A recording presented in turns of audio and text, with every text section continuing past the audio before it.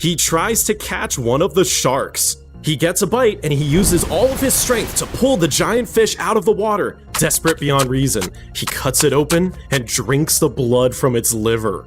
A few days later, a cargo ship appears and Lim shouts to them in English, begging them to save him. But they ignore his request, the crew assuming he was a Japanese sailor. Later, American Navy patrol planes spot him and drop a buoy to mark his location for rescue. But before they can return, a violent storm swept Lim and his raft away into the vast ocean. Months pass, and Poon Lim gives up counting the days he has been lost at sea. Starving and sunburned, he's about to give up.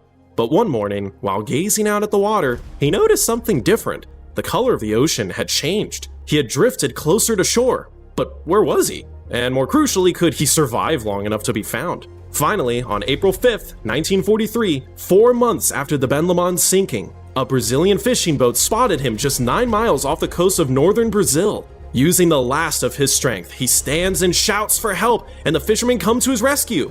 By this point, Lim had lost 20 pounds and was so weak the fishermen had to lift his emaciated body from the raft into their boat. In a Brazilian hospital, Lim learned he was the sole survivor from his ship. He had survived for 133 days drifting alone in the Atlantic Ocean.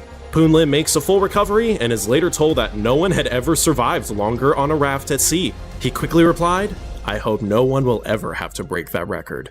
Hugh Glass.